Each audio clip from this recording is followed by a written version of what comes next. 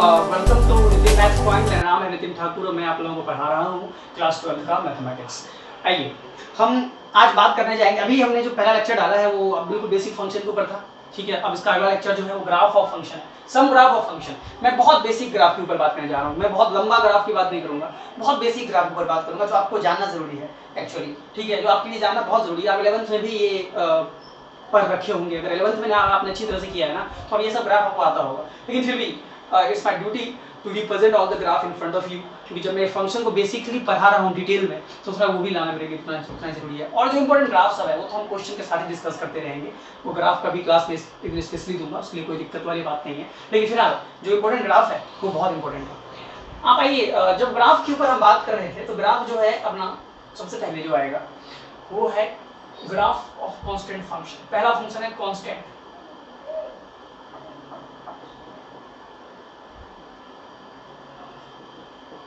अब ये constant function का ग्राफ क्या होता है? पहली बात ग्राफ में ये है कि आप ग्राफ कुछ इस प्रकार होता है, आप तो जानते ही, ठीक है। ये एक्स एक्सिस हो गया और ये वाला अपना वाई एक्सिस हो गया। ये ओरिजिन है, नेगेटिव साइड, पॉजिटिव साइड, पता ही या लिखना पड़ेगा एक्स या वाई, या वैसे भी आप समझ जाएंगे, समझदार कोई।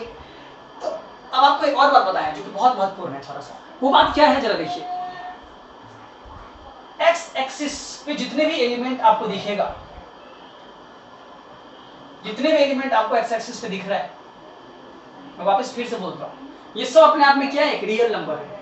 All the real number are situated on x axis, आप ये कह सकते हैं। अगर मैंने रियल नंबर की बात करी तो इनडायरेक्टली मैंने सारे नंबर की बात कर ली, है ना। मैंने इंटीजर की भी बात कर ली, मैंने नॉर्मल नंबर की भी बात कर ली, होल नंबर की भी बात कर ली, डेसिमल नंबर की भी बात कर ली, रैशनल नंबर की भी बात कर ली। समझ रहे हैं आप मेरी बात को? क्योंकि रियल नंबर एक बहुत बड़ा समुद्र है, उसी समुद्र में जो है उस छोटे छोटे मछलियां रहती हैं, ठीक है। या उसी समुद्र के पानी से छोटी छोटी नदियां बनती है, ठीक है। जैसे नेचुरल नंबर हो गया, ठीक है, रैशनल नंबर हो गया, इरेशनल नंबर हो गए, इंटीजर्स हो गए, है ना। अब ये कह सकते हैं आई मीन टू से, अगर तो मैंने रियल नंबर की बात कर रहा हूँ, तो अगर मैं रियल नंबर की बात कर रहा हूँ तो डायरेक्टली मैं सारे नंबर की बात कर रहा हूँ। आप समझ गए मेरी बात को? I hope. तो एक्स एक्सिस पे जितने भी नंबर पॉइंट रिप्रेजेंट हो रहे हैं वो सब अपने आप में क्या है? एक रियल नंबर है, जिसको आप आर के नाम से रिप्रेजेंट करते हो। Real number, real number, all the numbers are real number, ठीक है। ये सब रियल नंबर हैं। और इसी रियल नंबर को एक और भाषा में हम एक्स एक्सिस पे बिलोंग लाई करने वाले सारे पॉइंट डोमेन भी कहलाते हैं, ठीक है। तो समझिए, लिखता हूं, डोमेन सब कहां पे मिलेगा आपको? एक्स एक्सिस पे मिलेगा, ठीक है। ओके, अब मैं वाई एक्सिस की बात करता हूं। वाई एक्सिस पे प्राप्त होने वाला जितना भी नंबर है, वाई एक्सिस पे प्राप्त होने वाला जितना भी नंबर है, सारे नंबर भी क्या है? रियल नंबर है। ऑब्वियस सी बात है ना, वो भी रियल नंबर ही होगा, ठीक है। वो भी रियल नंबर हो सकता है, ऐसा थोड़ी है कि ये कुछ और वो कुछ और, वो भी रियल नंबर ही होगा। लेकिन इनका जो नाम है दूसरा, उसको आप क्या कहते हैं? रेंज। तो अगर आप रेंज को ढूंढने के लिए निकलेंगे मार्केट में तो आप वाई एक्सिस वाले मार्केट में जाएंगे और वहां पे रेंज को ढूंढेंगे कि भाई मेरा रेंज कहां पे है। तो इनडायरेक्टली, ठीक है, you will have understand about that this I am saying to you, you are going to search your domain. Where is your domain and what is your domain? you have to search on x axis. When you are going to search your range, you have to search on y axis. So y axis means range and x axis means domain. This is the correct way. You understand this? Okay, अब आइए constant function के ऊपर मैं बात करने के लिए जा रहा था, लेकिन मैं कुछ थोड़ा सा और डिटेल में आप लोगों को लेके चला गया। ये भी जानना जरूरी है, क्योंकि अगर आप इस बात को समझ रहे हैं तो ये भी बहुत इंपॉर्टेंट है, ठीक है। और यकीन मानिए, मैं जो आप लोगों को जो भी बता रहा हूँ वो 99% फैक्चुअल है, क्योंकि 1% तो मैं अपने आप को कभी 100% तो कोई हो ही नहीं सकता, इसलिए मैं अपने आप को तो कह ही नहीं सकता मैं अभी 100% आपको पढ़ा रहा हूँ। लेकिन हाँ, जो बातें आपको मैं बता रहा हूँ बेसिकली, ठीक है, वो 99% फैक्चुअल है, आप समझिएगा। हाँ, हो सकता है कुछ चीज़ें मैं छोड़ के जा रहा हूँ, कुछ चीज़ें मैं नहीं लिया हूँ, मुझे लगता है रिलेवेंट है, कुछ मिस कर दिया हूँ, लेकिन नहीं, जो लेके चल रहा हूँ वो बिल्कुल फैक्चुअल है। दूसरी बात, कांस्टेंट फंक्शन के लिए आप समझेंगे, मान लीजिए एक्स एक्सिस पे कोई पॉइंट है 1 2 3 या -1 -2 -3, एग्जांपल के साथ आपको बता रहा हूँ। ये सब एक ही वैल्यू दे रहा है, 1 भी कहीं ना कहीं एक वैल्यू दे रहा है जिसका नाम मैं मान लेता हूँ k। ये मुझे पता नहीं कौन सी वैल्यू है, k दे देता हूँ ना। 1b जो है वो अपने आप में k दे रहा है, 2b जो है वो अपने आप में k दे रहा है, 3b k दे रहा है ना, ये भी k दे रहा है। आप देखेंगे यहाँ जो ऑर्डर पेयर बनेगा, यहाँ बनेगा 1, k, यहाँ बनेगा 2, k, यहाँ बनेगा 3, k, राइट। 1, k का मतलब 1 पर भी k, 2 पर भी k, 3 पर भी k। फिर सिमिलरली आप समझ गए -1, k, -2, k, -3, k, मतलब यहाँ पे -1 सब पर जितनी वैल्यू आप देखो -3 से लेकर 3 तक अगर आप चले तो आप सब के वैल्यू जो है वो कहीं ना कहीं के ही आ रही है। तो एक लाइन जो है वो पैरेलल बन गई, जो किसके पैरेलल हो गई, एक्स एक्सिस के पैरेलल हो गई। तो indirectly this kind of function is known as a constant function, ठीक है। When any line which is parallel to the x axis, okay, which is known as a constant function, आप ऐसे भी कह सकते हैं। और अल्टीमेटली अगर मैं आपसे बोलूं कि व्हाट इज द डोमेन, यहाँ लिख देता हूं मैं, अगर मैं आपसे पूछूं कि इसका डोमेन क्या है, डोमेन क्या है कांस्टेंट फंक्शन का, तो आप बोलेंगे एक्स एक्सिस पर लाई करने वाले जितने भी नंबर। वैसे इसके हिसाब से तो मैं कह सकता हूं कि -3 से लेकर के 3 डोमेन है, लेकिन नहीं, कोई कुछ भी हो सकता है ना। मैं तो एग्जांपल के साथ -3 से लेकर 3 आपको दिखाया, but it can be any real number here. So that domain दुनिया का हर आर, जैसे कि एक्स एक्सिस पे आर कहते हैं, आपको मैंने बताया था आर होता है। और वाई एक्सिस जब आप रेंज ढूंढने के लिए जाएंगे तो आपको मैंने बोला था रेंज ढूंढने के लिए आप इस कहां जाएंगे, वाई एक्सिस पे। तो वाई एक्सिस पे जब ढूंढेंगे तो आपको वाई एक्सिस पे एक ही नंबर मिल रहा है हर जगह पे, जिसका नाम है के। तो रेंज हो गया क्या, के, ठीक है। कोडोमेन इसमें क्या है, रियल नंबर। कोडोमेन भी तो रियल नंबर ही है, पूरा का पूरा वाई। कोई भी के का मतलब मुझे क्या पता के क्या है, कोई भी रियल नंबर हो सकता है के, तो उसका कोडोमेन भी जो है वो रियल नंबर ही है। तो this is the constant function जिसको आप कहते हैं। आइए कांस्टेंट फंक्शन के बाद अगला जो फंक्शन जो हमारे लिए आ रहा है, ठीक है, वो है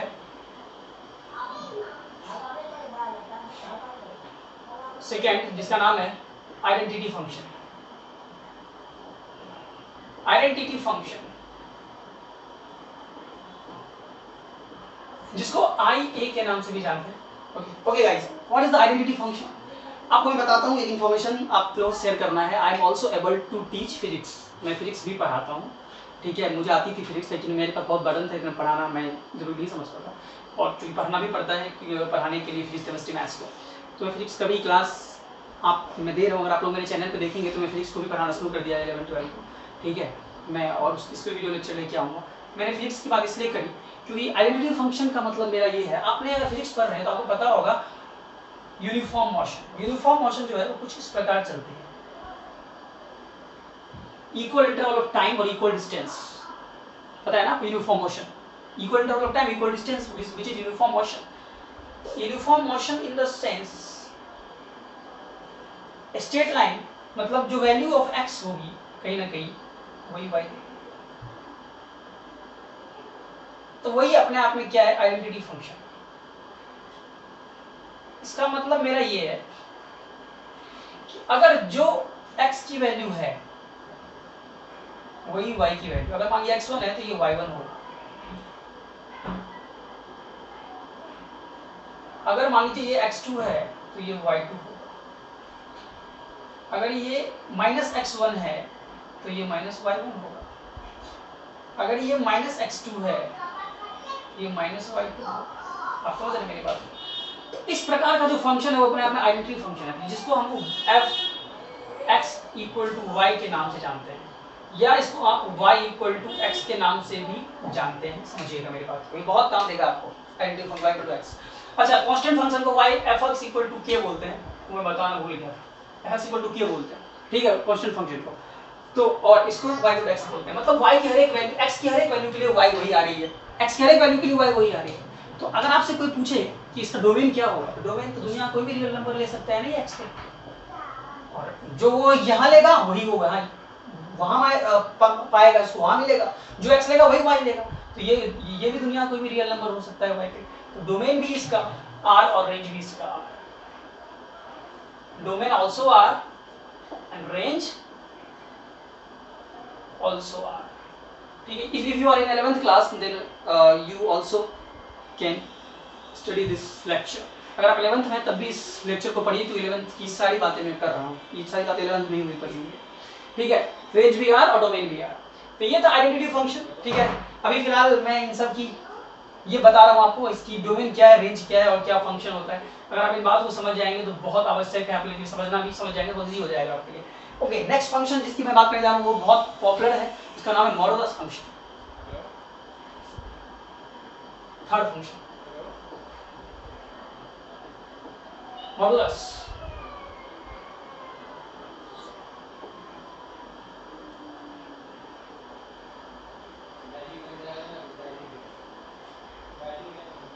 मॉडुलस फंक्शन, मॉडुलस फंक्शन क्या होता है गाइस, इसको भी समझते हैं। मॉड फंक्शन को बोलते हैं y equal to mod x, इसको मॉड के नाम से रिप्रेजेंट किया जाता है। अच्छा, मॉड के नाम पर ये हुआ, मैंने आपको बताया था, सॉरी आपने पढ़ा होगा, मैंने वैसे लेक्चर में ये बता रखा है, मेरे YouTube पे कोई ना कोई ऐसा लेक्चर होगा ही होगा जिसमें मैंने ये बात बोल रखी होगी कि मॉड x का मतलब होता है 2x, एक बार पॉजिटिव x जब x ग्रेटर देन 0 है, नेगेटिव x जब x लेस देन 0 है। ये कहानी क्या है, बहुत लोगों को ये हवा नहीं लगा होगा, ये इन्होंने क्या कर दिया, तो कभी जिंदगी में सुना ही नहीं, ये अगर सुना तो था लेकिन समझा ही नहीं। चलिए समझते हैं। अगर कोई ये y एक्सिस x एक्सिस आपके सामने गिवन है, if you have given x axis and y axis, right, mod का मतलब होता है absolute value. Every number, all the number, whether it can be negative, whether it can be positive, number go inside of the modulus comes out as a positive quantity. I am repeating again, when any number, whether it can be negative, whether it can be positive, go inside of modulus, ठीक है, comes out as a positive integer, as a positive number. Okay, अगर मान लीजिए यहाँ पे अगर आपने -1 रख दिया इस मॉड में गलती से, मान लीजिए, तो बाहर निकल के बेचारा 1 ही बन के आएगा, घबराने की जरूरत नहीं है, क्योंकि मॉड हमेशा पॉजिटिव करता है चीजों को। अगर ये 1 गया तो 1 तो आना ही आना है, तो भी ये 1 ही देगा। आप समझ रहे हैं ना, मैं इस सब का ग्राफ आपको बना के दिखा रहा हूँ थोड़ा सा, ठीक है। यहाँ 1 तो ये 1 ही, यहाँ -1 तो यहाँ 1 ही। इसी प्रकार एक और ले लेते हैं, अगर मान लीजिए ये नंबर आपने 1.5 नेगेटिव लिया, तब भी बेचारे बाहर निकल के -1.5 ही देगा आपको, सॉरी +1.5 ही देगा। तो इसकी जो ग्राफ है वो कुछ इस प्रकार बनेगा, यहाँ -1.5 और यहाँ पे, और ये -1.5।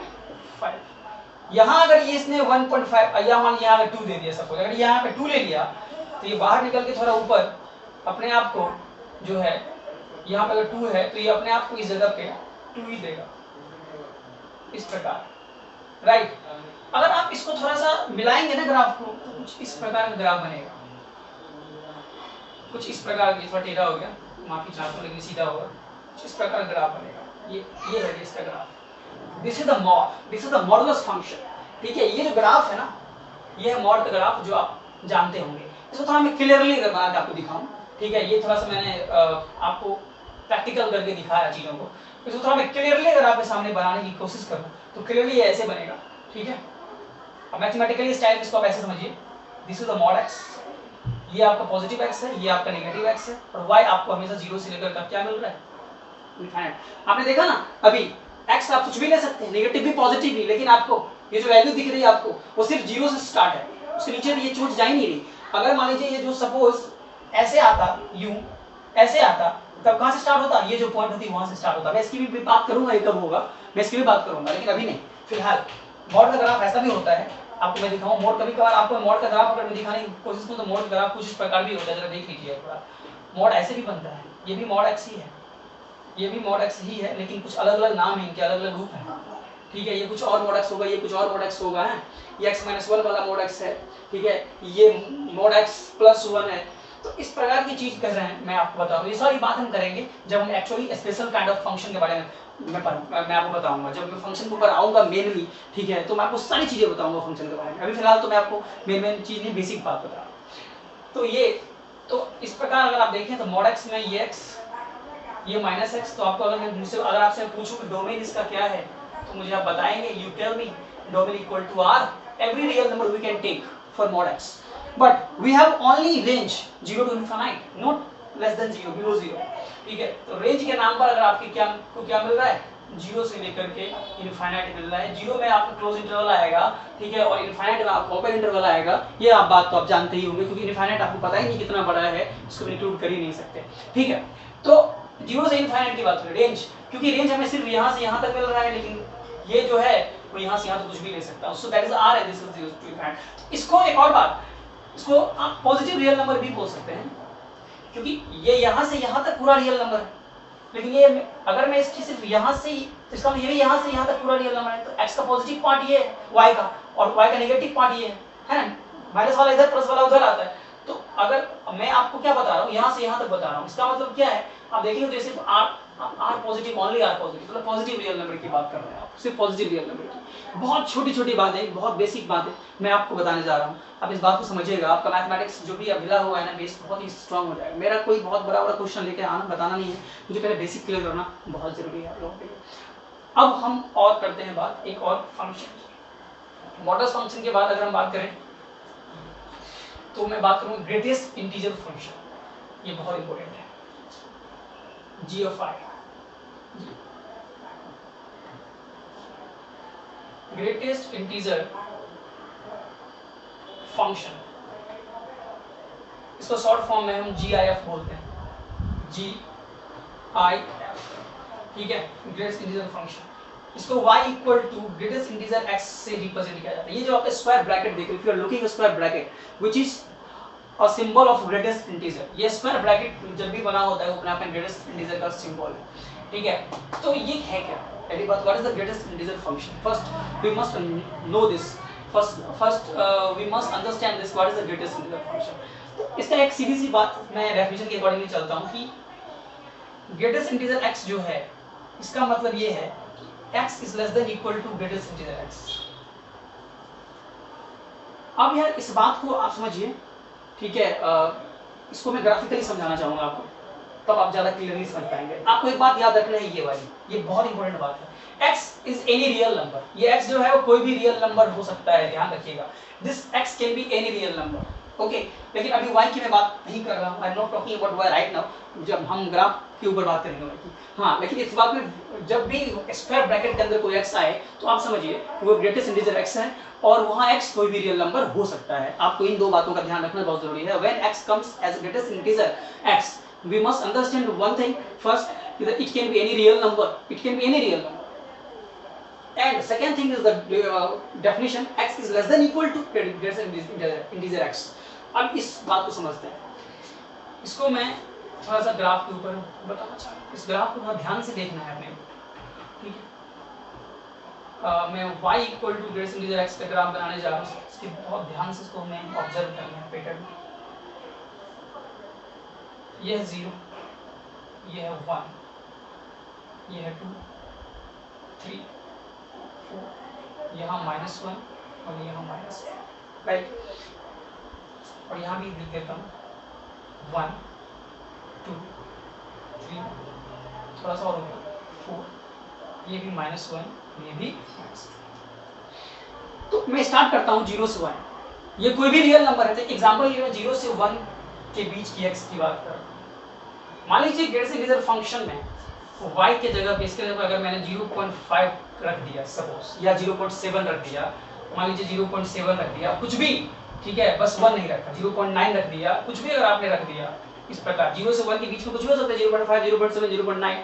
तो लेट अस से 0.5 अगर आपने रखा 1 मिनट के लिए, तो आप 0.5 से रखेंगे तो आप जो है ऐसे चलेंगे, तो 0 से 1 की तरफ तो आप जा रहे हैं, ठीक है, लेकिन आप 1 को इंक्लूड नहीं कर रहे। तो इसका जो आंसर होगा क्या होगा, 0 होगा, मतलब ये बाहर निकल के 0 देगा, ठीक है, समझिएगा, this is the greatest integer function, बाहर निकल के 0 देगा, ठीक है। ग्रेटेस्ट सिर्फ ग्रेटेस्ट फंक्शन इंटीजर देगा वो, बाकी सारी चीजें हट देगा। अगर मान लीजिए सपोज अगर आपने गलती से 1 से 2 के बीच में कोई नंबर सोचा, तो 1 से 2 का मतलब हुआ यहाँ से, तो अगर 1 से 2 के बीच में कोई भी नंबर सोच रहा है तो ऐसे होगा। तो 1 से 2 में कोई भी नंबर, मान लीजिए अगर आपने 1.7 लिया सपोज, कुछ देर के लिए 1.7 ले लिया या 1.9 ले लिया, ऐसा कुछ। अगर आपने y इक्वल टू 1.7 लिया या y इक्वल टू 1.9 लिया, तो it's comes as output only 1, ये कम्स आउटपुट एज ओनली 1, मतलब ये 1 को रिप्रेजेंट करेगा। मतलब कि जब x 0 से 1 के बीच चल रही थी, व्हेन x 0 से 5 सॉरी जब 0 से 1 के बीच में x चल रहा था तो y की वैल्यू 0 हुई थी। x जब 1 से 2 के बीच में चल रहा है तो y की वैल्यू 1 हुई है, इसी प्रकार एक और एग्जाम्पल लेता हूँ, अगर मैं 2 से 3 की बात करूँगा तो मैं 2 से 3 की बात करूँगा तो मैं यहाँ से बात करता हूँ, यहाँ 2 है, 2 से 3। जब मैं 2 से 3 के ऊपर बात करूँगा तो मैं किसकी तरफ जा रहा हूँ, 2 की तरफ। या 2 पर सॉलिड सर्कल है और इस पर होलो सर्कल है। तो सॉलिड सर्कल का मतलब होता है आप चीज़ों को इंक्लूड कर रहे हैं, और होलो सर्कल का मतलब होता है आप चीज़ों को एक्सक्लूड कर रहा है, ठीक है, तो छोड़ रहा है। तो जहाँ सॉलिड सर्कल है वही पॉइंट, मतलब आप 2 को इंक्लूड कर रहे हैं। तो अगर मान लीजिए ग्रेटेस्ट इंटीजर एक्स वाई के स्थान पे अगर आपने सपोज 2 से 3 के बीच में कोई भी नंबर 2.8 ले लिया 1 मिनट के लिए, तो बाहर निकल क्या देगा, 2 देगा।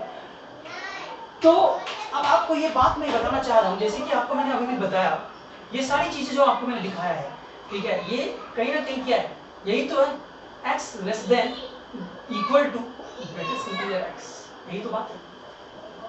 मतलब x जो है वो less than equal to greatest integer x है, क्योंकि 0.5 में अगर आपने 0 लिया, 0 इंटीजर, ठीक है, 0 क्या है, एक इंटीजर है, ध्यान रखिएगा, मतलब x एक इंटीजर है, x क्या है, x एक इंटीजर है, ये रियल नंबर है। जो ग्रेटेस्ट इंटीजर x है वो रियल नंबर है, लेकिन जो नॉर्मल x है वो इंटीजर है, क्योंकि जो भी इंटीजर है, ठीक है, 0 लिया। अगर आपने 1.7 की बात करें तो आपने देखिए 1 लिया, 1.9 की फिर भी आपने 1 ही लिया, मतलब x, 2.8 की आपने मतलब आपने 2 लिया इंटीजर के नाम पे। क्या ये सारी बातें यही है? मैं कह सकता हूँ 0 छोटा है किससे, 0.5 से। मैं कह सकता हूँ 1 छोटा है किससे, 1.7 से। मैं कह सकता हूँ 1 छोटा है किससे, 1.9 से। मैं कह सकता हूँ 2 छोटा है किससे, 2.8 से। मतलब x less then greatest integer x, x less then greatest integer x। मतलब जब भी आप ग्रेटेस्ट इंटीजर के नाम पे कोई भी x ले रहे हैं, ठीक है, तो बाहर निकल के वो इंटीजर वैल्यू दे रही है, बाहर निकल के वो इंटीजर वैल्यू दे रही है। तो इसका मतलब y एक्सिस पे आपको क्या मिल रहा है, सिर्फ इंटीजर मिल रहा है, सिर्फ इंटीजर। y एक्सिस पे सिर्फ इंटीजर मिल रहा है, तो इसका मतलब डोमेन हो गया रियल नंबर और रेंज हो गया इंटीजर। अब इसको थोड़ा ठीक से समझने का प्रयास करते हैं। नेगेटिव वाली बातें तो मैंने की नहीं अभी, ठीक है, मैं नेगेटिव वाली बातें भी करता हूँ।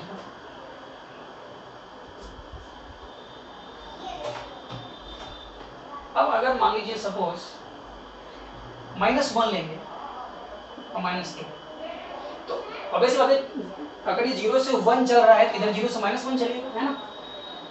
तो अगर मान लीजिए 0 से -1 अगर आपने चला तो कोई वैल्यू मान लीजिए -0.5 अगर ले लेंगे आप, तो इसका आंसर क्या होगा?